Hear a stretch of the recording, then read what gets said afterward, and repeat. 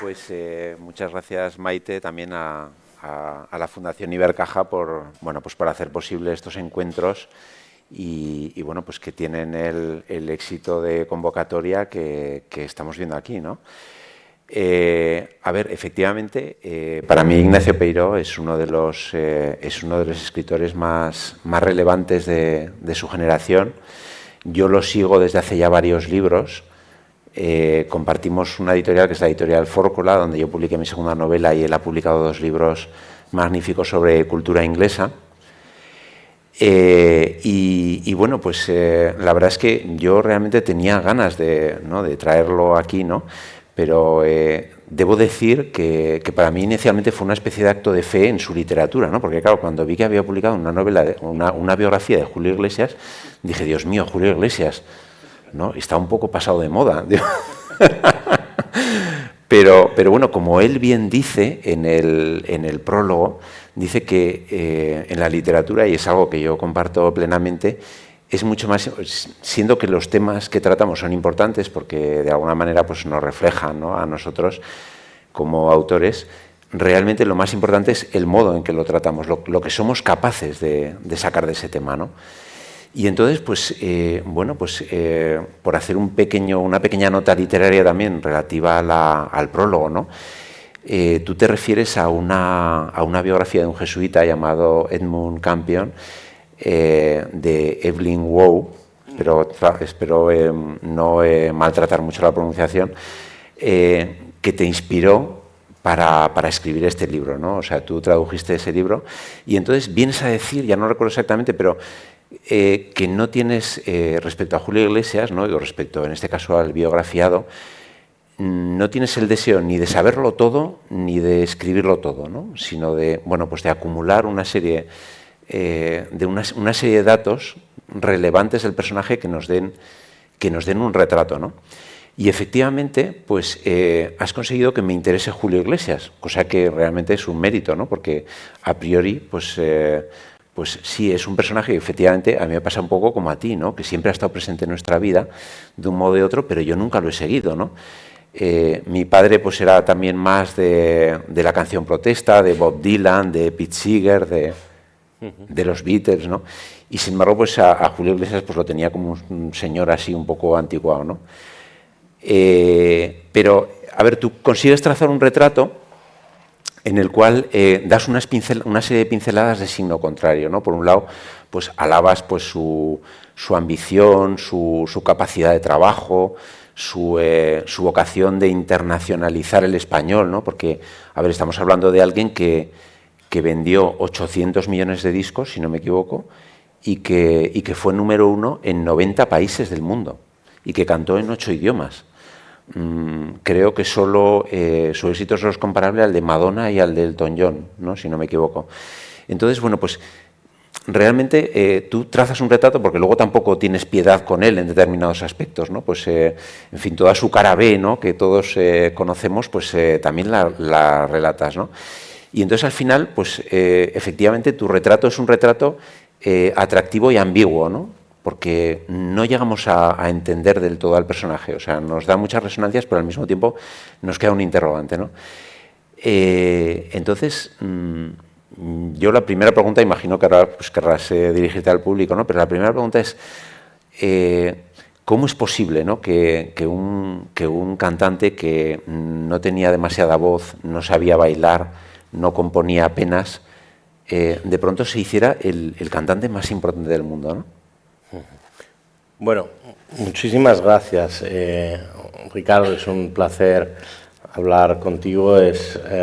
Antes de ser un amigo querido, era ya un autor admirado, así que me alegra muchísimo estar contigo compartiendo esta conversación y tu hospitalidad. Desde luego, muchísimas gracias también a Maite y a la Fundación Ibercaja por acogernos hoy y, de un modo eminente, gracias también al público que nos acompaña esta tarde. Yo estoy contentísimo de estar en Zaragoza, que es una ciudad que me chifla, y solo lamento estar menos horas de las que me gustaría, aunque vive Dios que las he sabido y las estoy sabiendo aprovechar. En cuanto a Julio Iglesias,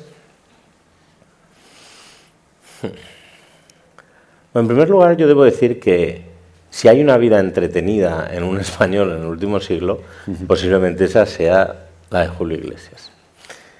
En segundo lugar, Julio Iglesias tiene una serie de hechos que se pueden medir y pesar que por sí mismos, una serie de logros, que por sí mismos merecerían la atención de la academia, de la sociología, de la investigación, de la literatura también, ¿no? Como es un señor que vende cientos de millones de discos cuando había que ir a comprarlos a una tienda física o tomarse la molestia de recortar un cupón y esperar que en medio de Nebraska o en Marruecos o en Turquía o en Brasilia o en Alemania te llegara un disco suyo a casa o intentar sintonizar la radio que sabías que lo ponía. Es decir, que tenemos que trasladarnos un poco a cómo era el mundo hace no tanto tiempo para ver el mérito que eso tenía. Tiene también otro logro, creo, a mi entender, que es un legado cultural trascendente.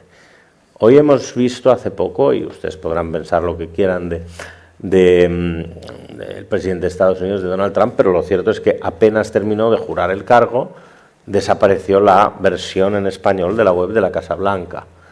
Bueno, Julio Iglesias hace 40 años estaba cantando en la Casa Blanca y en español delante de Ronald Reagan y de François Mitterrand, que eso es algo hoy impensable, que un presidente de Francia dejase que cantara un señor español en español delante de él. Eso es algo que hoy simplemente no se contemplaría.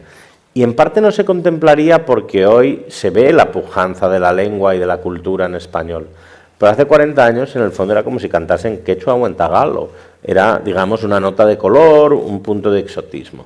Bueno, pues Julio Iglesias fue el primero que dio normalidad, que dio visibilidad y terminó por dar prestigio a esa cultura en español, a esa cultura hispana, latina y demás, que empezaba entonces a formar parte de una minoría mayoritaria en Estados Unidos y que ahora mismo forma parte inescindible de esa cultura, se haga lo que se quiera hacer desde la política. Bueno, pues él fue el primero.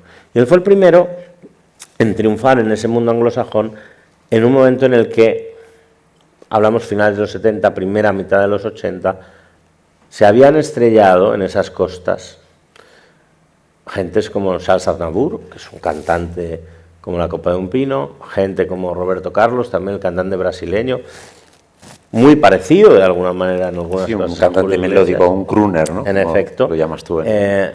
Se habían estrellado. Y sin embargo Julio Iglesias logra triunfar. Eso es un logro culturalmente perdurable y muy significativo. Por tanto, ¿cómo no va a interesar la figura de Julio Iglesias? Hoy dedicamos ríos de tinta cada vez que Tangana, Rigoberta Bandini, Rosalía sacan un disco, tienen un nuevo, como se dice ahora, outfit, o hacemos grandes exégesis sobre sus portadas, sus letras y demás. Bueno, vamos a volver a los ojos a quien fue verdaderamente el pionero. Y como bien dices, con una, digamos, lección especial, ¿no? En torno casi a la arbitrariedad de la vida que quita y reparte carismas sin que nosotros podamos hacer nada realmente. Pues tú decías, bueno, este señor que no canta tanto, que no baila. Es verdad, él no baila, no ha compuesto poco, no es un gran solista en ningún instrumento, no tiene un chorro de voz poderosísimo. Hoy seguramente no pasaría, ¿no?, de los 16avos de final de Operación Triunfo. Una persona que para ser un seductor tampoco es Tom Jones, ¿no?, que es un macho rozagante, ¿no?, recién salido de la mina, o Luis Miguel, ¿no?, que es un tipo que parece que ha nacido con smoking. No, él tiene un punto más suave de alguna manera, pero toda esa especie de carencias, déficits o heterodoxias, él las logra integrar en una especie de unidad de encanto congruente que resulta que arrasa más que arrasa. Sí, sí. Y que arrasa mucho más de lo que sus elementos por separado podrían hacer pensar. Claro. Entonces te señala mucho y el libro quiere señalar, porque realmente es muy difícil, o sea, es imposible explicarlo. Solamente puedes señalar el milagro, solamente puedes señalar el espíritu, por mucho que ese carisma tenga una proyección física, es algo que pertenece al mundo de alguna manera luminoso, al mundo del espíritu. Y eso Julio Iglesias lo tiene otra gente, lo tiene Kennedy, lo tuvo Obama, lo Suárez, esa manera de estar tan bien en su propia piel. Y lo tiene Julio Iglesias. Sí, que yo siempre me gusta hacer lo mismo, ¿no? Uno llega a su casa, se derrumba sobre el sofá y tú parece que estás guardando cama, parece que tienes la gripe, ¿no? Julio Iglesias se derrumba sobre el sofá y parece que le van a traer un dry martini de un momento a otro. Bueno, pues eso quien lo tiene y quien no lo tiene, ¿no?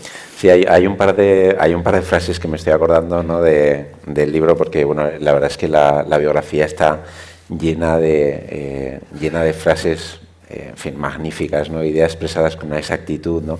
Entonces, hay una que dices: se ha tratado de explicar el éxito de Julio Iglesias con todo tipo de explicaciones, menos el propio Julio Iglesias. En efecto. Y luego, por otro lado, también hay otra que dices, bueno, no sé, hay otra que dices, bueno, realmente pensamos, en fin, no nos gusta Julio Iglesias, pero de pronto empezamos a oír Hey y ya directamente, pues en fin, nos derretimos, ¿no? De alguna manera. Bueno, hay una cosa curiosa, hay algunas paradojas que cuando uno se pone a examinar la vida de Julio Iglesias, con las que yo no contaba a priori y que luego he descubierto. Por ejemplo, todos pensamos que la vida de Julio Iglesias es una especie de felicidad hedónica ilimitada, ¿no? Casas junto al mar, los mejores vinos, porches infinitos, yates, ¿no? Amantes, una vanidad totalmente satisfecha, todo lo que el dinero pudiera soñar en esta vida lo tiene, la fama, el tal, no sé qué. Bien, bueno, pero es una persona que tiene unos dramas en la vida impresionantes también. Por ejemplo, para empezar, es una persona que a los 20 años piensa que se va a morir. Tiene una tumoración en la espalda muy fuerte y realmente está a punto de irse. Pues solamente por tener un padre que era muy buen médico, con acceso a muy buenos médicos y con acceso finalmente a un diagnóstico certero, tengamos en cuenta que eran los primeros 60, logra salvar el pellejo. Pero él piensa que se va a morir y él ve en los ojos de su padre médico que se va a morir. Pero es que además de eso, luego tiene, a los 20 años, y una persona que era una persona muy vivaz, que no era una persona que estuviese destinado a ser un monje trapense, ¿no? Sino que iba a ser Julio Iglesias.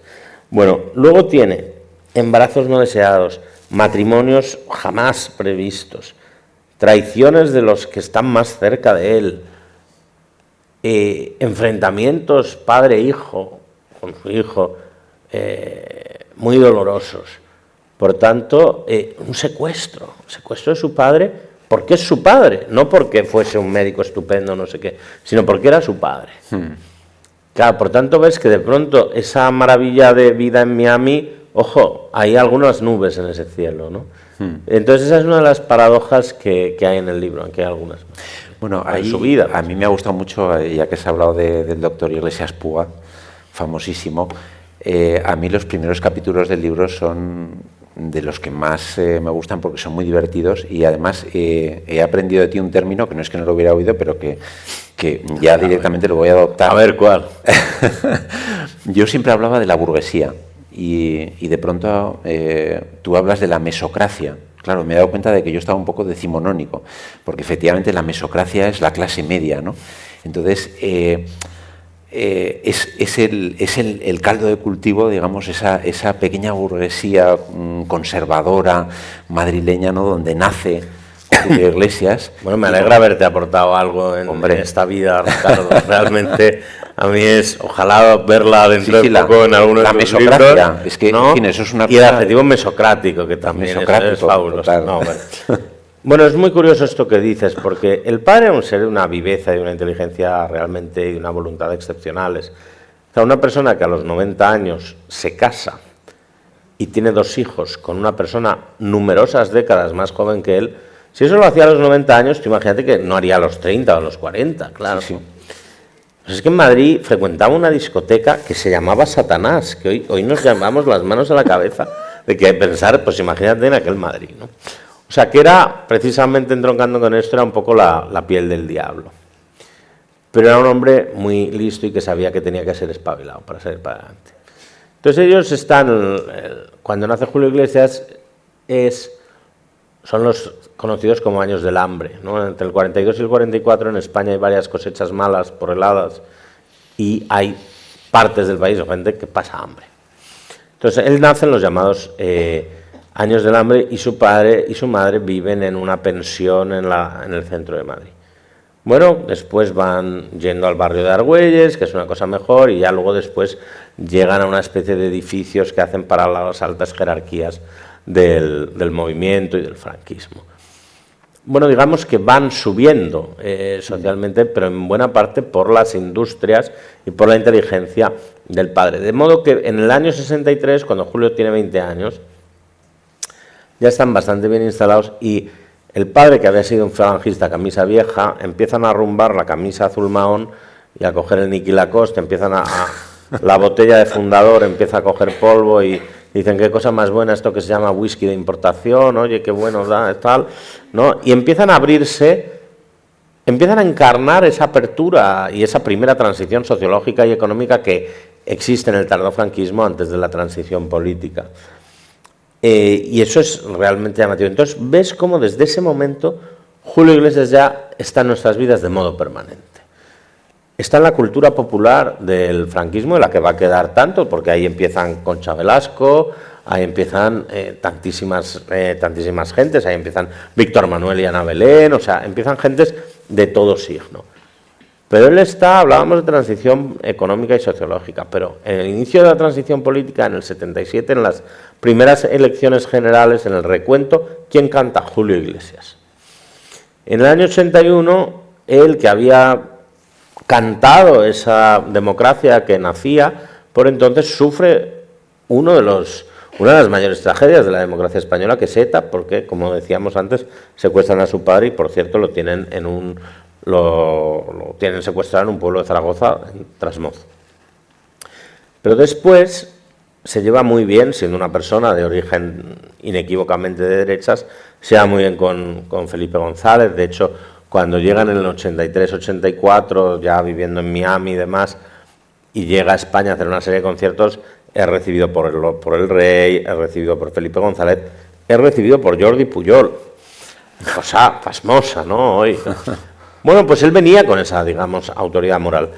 Pasa el tiempo y en el 96, cuando parece que el círculo de la transición quiere cerrarse porque gana la derecha el poder por primera vez, el centro-derecha, y se cierra ese círculo de la alternancia, precisamente aquí en un pabellón de deportes, él apoya vocalmente en Zaragoza a José María Aznar. 28 o 29 de febrero del 96. Unos pocos días antes de las elecciones generales. Y después, sin embargo, pese a que sea otro gobierno de un signo distinto, todavía ayudará a limar asperezas, que las hubo y muchas, entre las administraciones de Bush y de Zapatero, ¿no?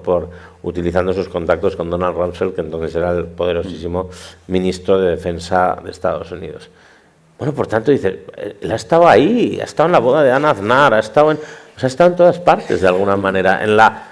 Cuando los españoles llegan, las empresas españolas a Iberoamérica en los 90 y se habla de... Él ya había estado allí. Bueno, y a nivel familiar su vida se retransmitía a través de Lola. O sea, él estaba todo el día en el Lola, en la portada.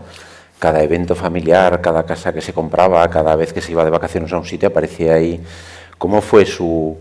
Bueno, también es una parte divertida y al mismo tiempo trágica del libro. A ver, a mí hay una cosa como periodista que no sé si me duele o no como periodista español, pero realmente España ha dado productos periodísticos de éxito, ¿no?, para el mundo, pero ninguno más señero, ninguno más individual, ninguno más propio que la revista Hola.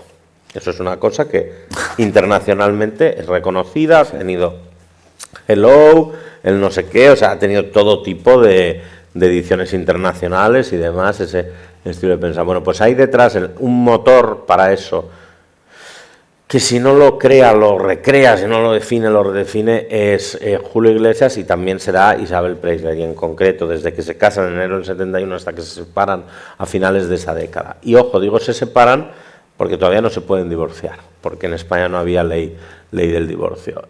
Bueno, ese es otro de los impactos culturales, quizá no el más positivo, de Julio Iglesias, que es cómo van a turboacelerar esa prensa esa crónica social, que iba a tener un éxito en España mucho mayor que el de otros países, ¿no? Y ellos están en el inicio.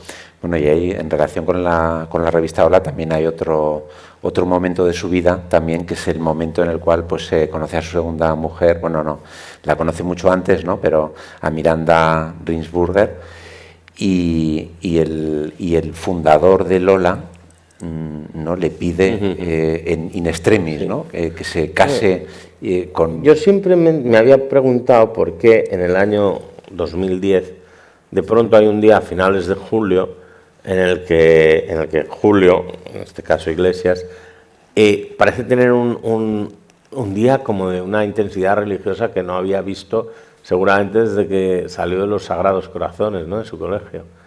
Y es que se casa y bautiza a sus hijos, tiene varias ceremonias. Sí. Y entonces a mí yo digo, ¿pero por qué hace esto este hombre, que nunca se le habían conocido muchas inquietudes a este respecto, ¿no? ¿Por qué? Tiene una capilla en su finca ahí en la Costa del Sol y se casa ahí. ¿Por qué tomarse esta molestia? Además, tampoco dices, no, es que voy a hacer un fiestón, ¿no? Pues se casó con los guardeses de testigos y muy poca gente más. Y bueno, sí, en efecto, por cumplir con un voto, con una promesa que le había hecho a Sánchez Junco, al dueño, o sea, no solo dueño de Lola, cuando murió. Y él le pidió en su lecho de muerte: Julio, arréglate un poco, digamos, sacramentalmente y demás. Él había conseguido la nulidad matrimonial a finales de los 70 o principios de los 80 en la Ruta de Nueva York. Entonces él podía casarse por la iglesia de nuevo, y lo hizo. Y además bautizó a sus hijos. Y lo curioso es que lo hizo en el mismo reportaje. Sí, pero menos de un mes después de que se muriese su gran amigo. Sí, y esta es una de las exclusivas que hay en el libro, que no es un libro de exclusivas, pero... Sí. Hay también una frase que me ha gustado mucho, ¿no?, en relación con Miranda, con la que todavía sigue casado, ¿no? Ya lleva 30... Bueno, llevan juntos desde el 90. Juntos desde el 90, ¿no? Que dices que la calma es la acepción más razonable de la felicidad, ¿no?, o más realista de la felicidad. Bueno, no me acordaba, pero lo suscribo. Parece que efectivamente se produce un giro en su vida, ¿no?, porque él hasta ese momento pues había llevado una vida pues de continuas amantes, ¿no?, que incluso ya era motivo de, pues en aquel momento hacía gracia, o ya pues ya no hace gracia, ¿no?, pero bueno, y de pronto pues encuentra a esta mujer y cambia totalmente, ¿no? O sea, y bueno, no solo eso, sino que empieza a desaparecer de los medios, ¿no? Quizá coincide, bueno, esos años más tarde, ¿no?, pero sí es cierto que hace muchos años que él ya voluntariamente desapareció de la escena pública. Aquí hay dos estados en lo que dices. Una es, o sea, él, cuando Isabel lo deja, él queda muy sorprendido y queda, de alguna manera, se puede decir, con el corazón roto, porque él tenía un esquema vital según el cual Isabel iba a estar siempre ahí como una especie de amor central, y él, que era una estrella mundial, podía permitirse sus amores satélites. Bueno, ese es un trato que Isabel... Es un poco una reproducción del Doctor Iglesias Puga, pero claro, en versión famosa. Pues, en efecto, pero entonces ella ya no lo acepta, digamos, ¿no? Y entonces, ¿qué ocurre? Él, después de eso, se entrega a un donjuanismo desaforado. Es un donjuanismo que de alguna manera no le va mal, porque ese estilo de vida de seductor, de playboy y demás, parece que tiene que ver de alguna manera con su estilo como cantante, y porque también en el éxito llama al éxito, y sembrar fama de seductor solo genera más fama de seductor, etcétera, etcétera, y en esos momentos le sale muy rentable, le sale muy a cuenta, digamos, toda esa atención mediática y toda esa fama, ¿no?, en la cual había algo, pero luego no tan exagerado, pero sin duda había, ¿no? Entonces él está así muchos años, está así, bueno, en el fondo está así una década larga. Y luego en el 90 encuentra a Miranda, que es una persona a la que conoce pues estas cosas que les ocurren, ¿no? A gente así en el aeropuerto de Yakarta. ¿No? Isabel Preisler se había separado de él en el aeropuerto de Madrid y Barajas. Bueno, pues él se vuelve a, digamos, a enamorar o a encontrar a la mujer que va a ser la mujer por permanencia más importante de su vida en otro aeropuerto. No se casan 20 años después, eso hay que saberlo.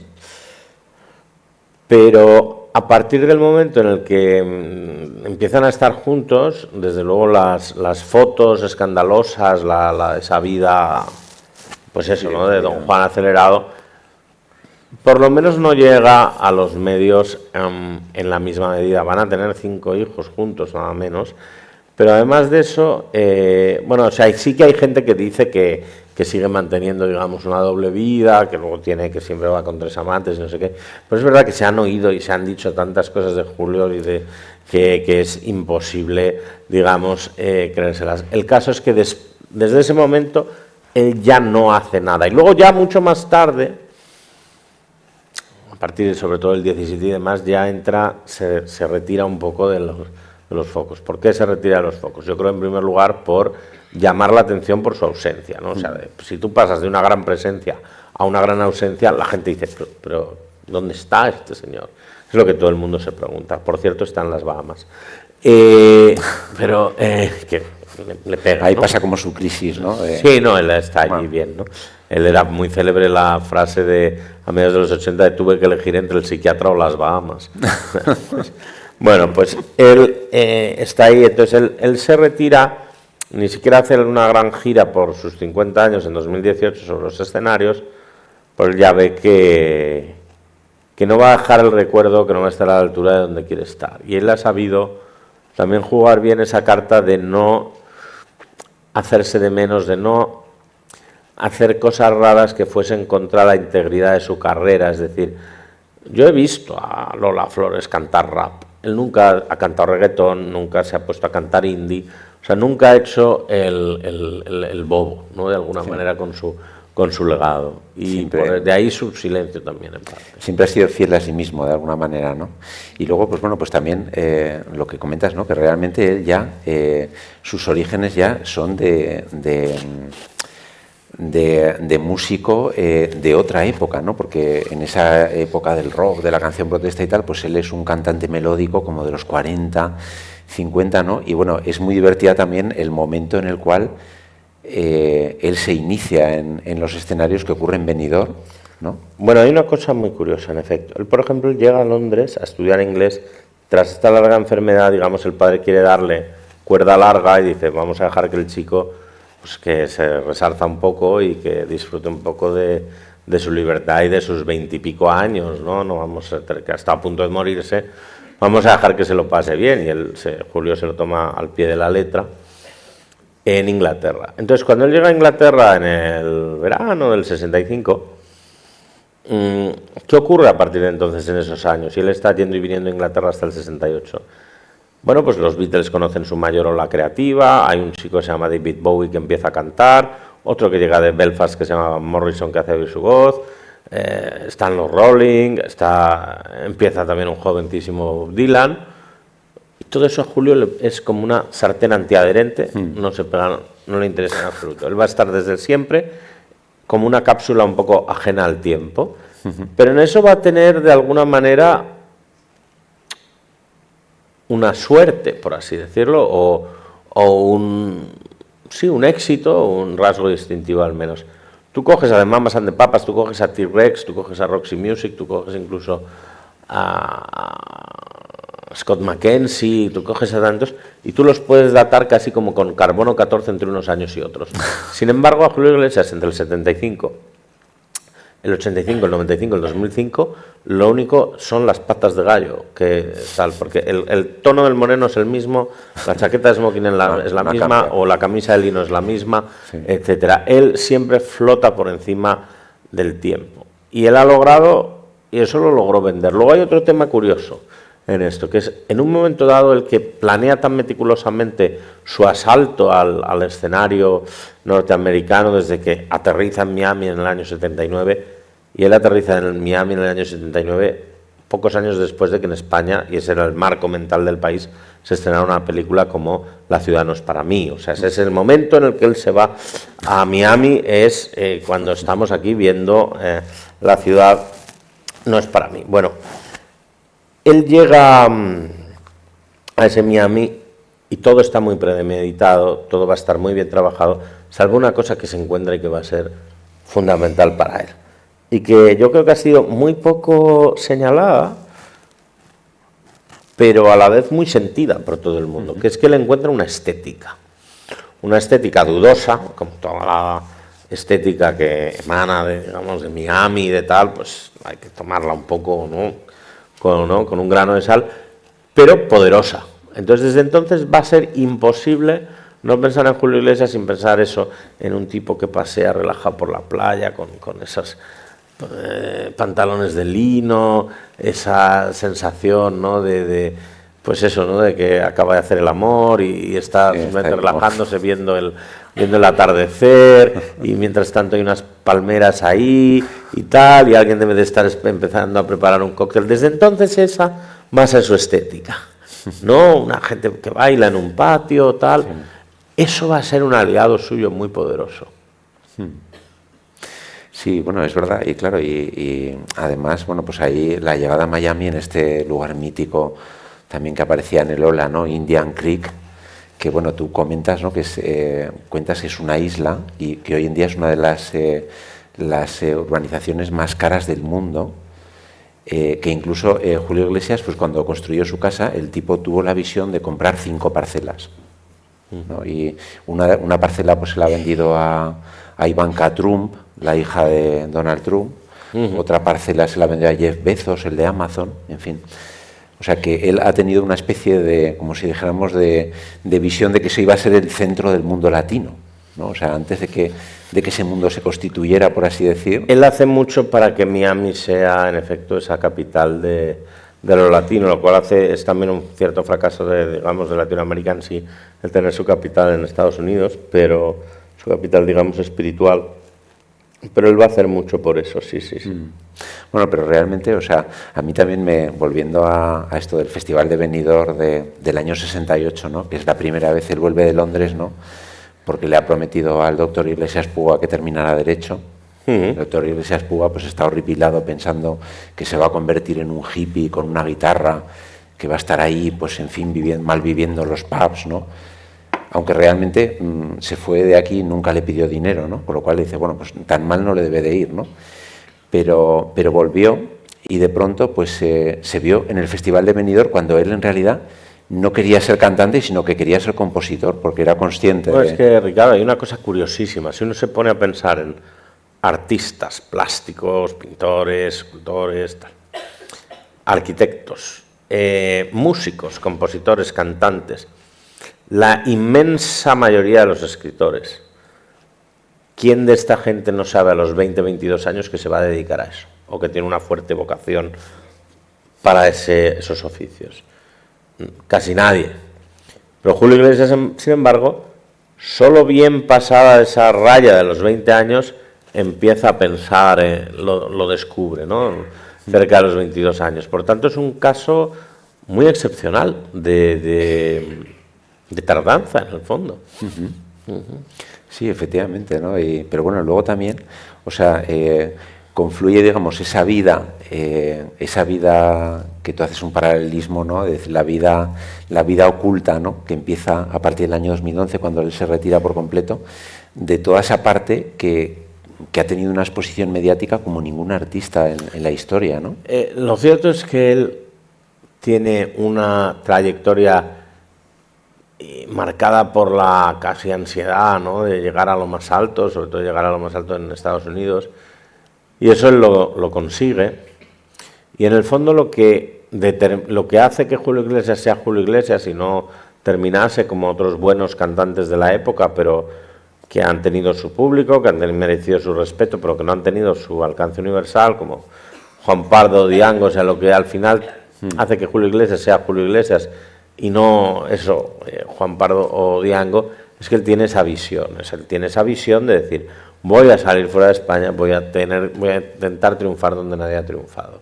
Sin ese pensamiento clave y decisivo, él pues no hubiese llegado a tanto. Hay que tener en cuenta que por entonces, ojo, con quienes rivalizaba en la radio no eran gente mala, Camilo Sesto, Nino Bravo, Rafael, Cecilia, aunque al poco iba a morir, etcétera, también Nino Bravo, pero bueno, Víctor Manuel, o sea, quiero decir que había mucha gente luchando por los mismos minutos en la radio, ¿no? Bueno, no sé si, imagino que el público también querrá preguntarte imagino que algunos seréis fans de Julio Iglesias, ¿no? Quizás queréis saber algo más sobre el personaje. Yo, por ejemplo, me gustaría saber si lo vamos a volver a ver, porque es que no se sabe últimamente nada de él. Yo lo he seguido muchísimo, llevo incluso tatuado su nombre aquí.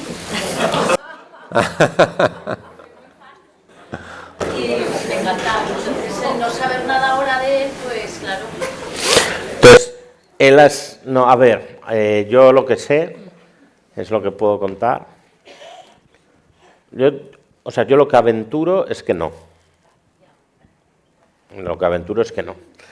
Él me han dicho que estaba en Bahamas, pero luego el manager, no sé si me dijo que me iba a llamar desde Estados Unidos, no sé qué, que estaba muy entretenido construyéndose un barco en un astillero polaco, lo cual, oye, parece muy respetable, ¿no? Si no es con Iglesias. Bueno. Y muy angustiado porque él, tras haber sido un gran vividor, dice, todo el dinero que tengo, que es infinito de alguna manera, no me sirve para comprar un segundo de tiempo, ¿no?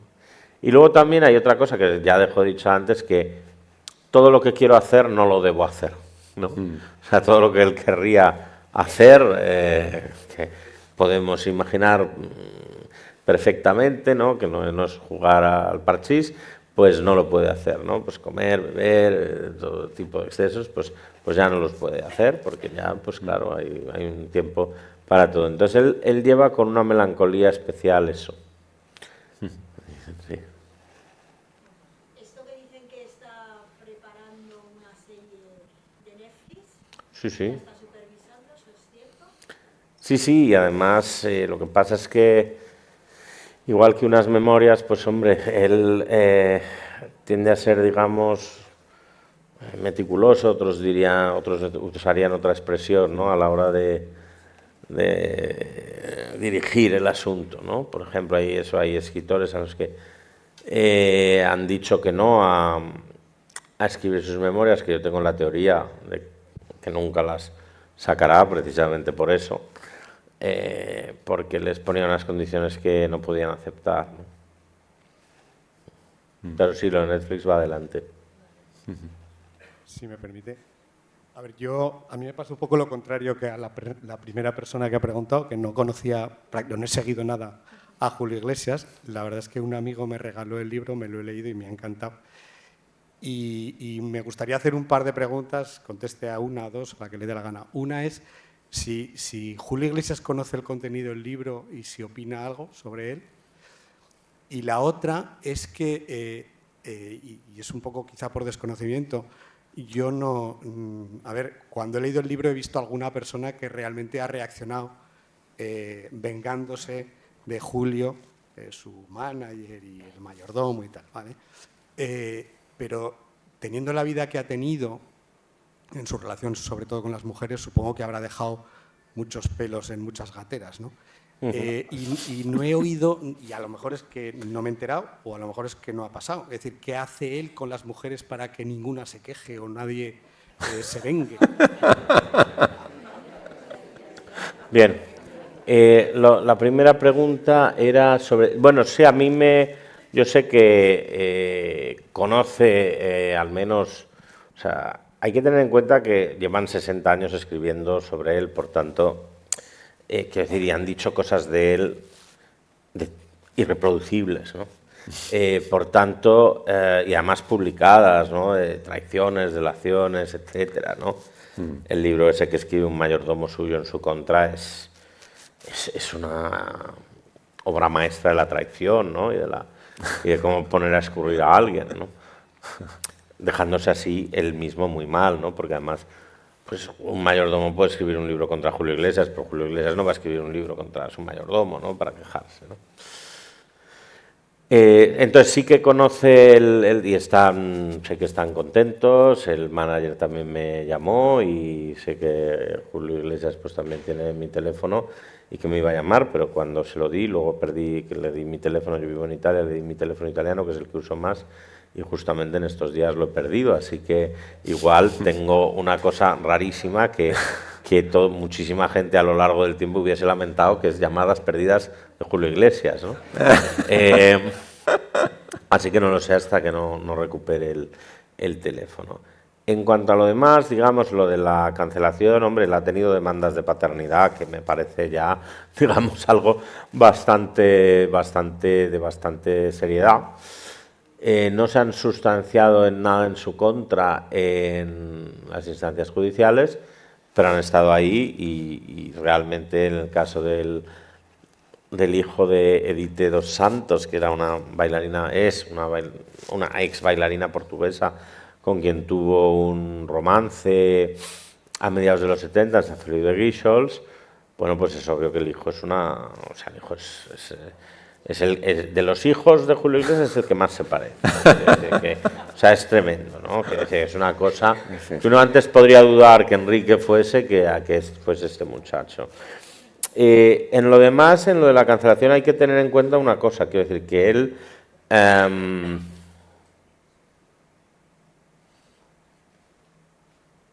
muchas veces al cancelar se cancelan no solo malos actos, no solo, insisto, y antes me gustaría hacer una precisión. Generalmente pensamos, bueno, es que el mundo ha cambiado, y es verdad, el mundo ha cambiado. El mundo de Julio Iglesias era machirulo él, pero su mundo era muy machirulo también. Pero en general las cosas que han estado mal ahora y siempre. Quiero decir que no hay ninguna civilización en la cual ser infiel en serie a tu cónyuge haya sido algo como digno de aplauso, ¿no? Bien, entonces, sentada esta base, con la cancelación muchas veces se quiere castigar no solo un mal comportamiento, sino una incongruencia entre lo que se predica y lo que se hace. Si uno es Bill Clinton y tiene, digamos, algo fuerte que ocultar, si uno es Tiger Woods y tiene algo fuerte que ocultar, o si uno es un político súper progresista, súper comprometido y tiene algo que ocultar, la gente lo castiga con mucho más saña que alguien que lo primero que dice de sí mismo es soy un truán. ¿Vale? Claro. Luego hay que tener en cuenta otra cosa. Generalmente entre las personas canceladas, algunas con toda razón, otras con un mayor margen para duda, ¿no? De Weinberg, ¿no? Un depredador en serie, a Plácido Domingo, que ofrece muchas más dudas. Siempre había un abuso de poder, un prevalerse, un chantaje. Había algo, el de, tú quieres un papel en no sé qué, en esta serie, quieres cantar en no sé qué. Bueno, pues favores sexuales. Eso, conjuro, nunca jamás le han dicho nada. Y luego, por último, hay que tener en cuenta otra cosa. Quiero decir que él, realmente, a él se le metían en su cuarto. Quiero decir que hay recuerdos, testimonios de gente que se metía debajo de su cama y demás. Quiero decir que realmente él... a veces uno ve vídeos y lo ve en tocón y demás y dices, bueno, esto hoy sería incapaz, ¿no? de reproducirse. Y es verdad. Pues si, por ejemplo, ves las letras de las canciones, dices, bueno, las letras pueden ser de más o menos gusto, pero bueno, si oyes las del reggaetón, que a veces hay que oírlas varias veces para pensar, pero ¿está diciendo lo que creo que dice? ¿O qué grado de cosa está diciendo? Bueno, pues uno ve que, en fin, que las cosas hay que... El caso es que no ha salido nadie queriendo cancelarlo. Bueno, hablando de la música, ¿no? No hemos hablado de alguien que fue fundamental para Julio, que fue Ramón Arcusa, del dúo dinámico. Maravilloso. Uno de los grandes artífices también de su éxito, ¿no? De su época más brillante, ¿no? Él supo rodearse siempre muy bien, muy profesionalmente, y con Arcusa no solo tuvo una persona que había sido un ídolo de masas cuando Julio no era nadie, que supo con enorme generosidad y sin ningún énfasis saber que en su relación entre con Julio solamente había espacio para un sol y era Julio, solamente podía brillar un sol. Se hizo rico y le hizo más rico a Julio también en ese proceso, sin duda le ayudó. Yo creo que hay cosas, hay álbumes y demás, pues yo no soy un gran crítico musical, yo soy un escritor, ¿no? que podían quizá haber sido mejores, pero sin duda él le aporta muchísimo, ¿no? Él le aporta muchísimo y él de hecho es un personaje absolutamente benéfico en su vida y no solo en la vida de Julio Iglesias. Yo creo que encontrar a alguien en esa hoguera de las vanidades, como con los pies tan en el suelo, con esa generosidad, con esa sabiduría y a la vez sencillez de Arcusa, es muy, muy difícil.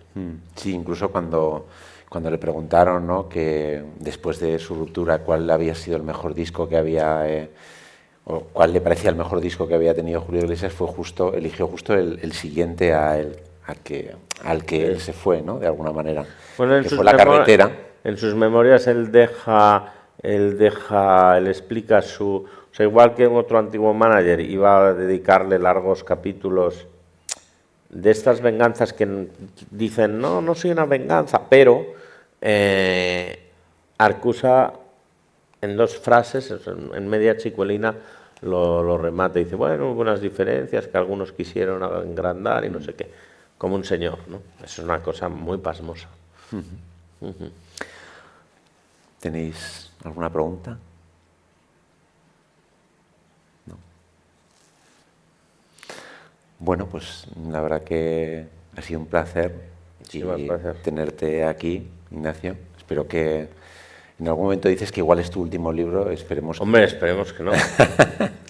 Siquiera porque ya he publicado muchas cosas por ahí y alguien habrá que las recogiera, ¿no? Claro. O sea que el futuro te brinde muchos libros tan buenos como este, ¿no? Porque, bueno, yo veo un poco, o sea, tu literatura es de mucha calidad, pero, bueno, los libros anteriores, por ejemplo, los de cultura inglesa e incluso totalitarios, eran libros más exigentes, ¿no? Y aquí has conseguido, pues, una calidad literaria enorme, al mismo tiempo con una fluidez. Yo he querido hacer una crónica de una vida que es novelesca, que es una vida entretenida, que es una vida divertida, y si con los mimbres de la vida de Julio Iglesias no haces una vida entretenida y divertida, es que eres una calamidad de escritor, y entonces luego cada escritor sabe cuáles son sus fuerzas, o debiera saber cuáles son sus fuerzas.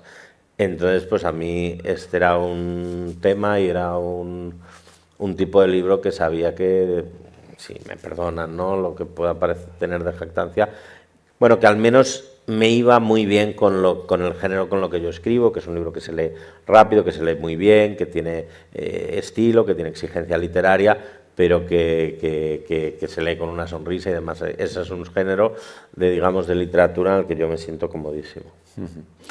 Bueno, pues muchas gracias también a todos por venir. Y bueno, pues en fin, ahora el autor pues os dedicará ejemplares a todos los que queráis. Está aquí la librería París. Muchas gracias. Muchas gracias a todos.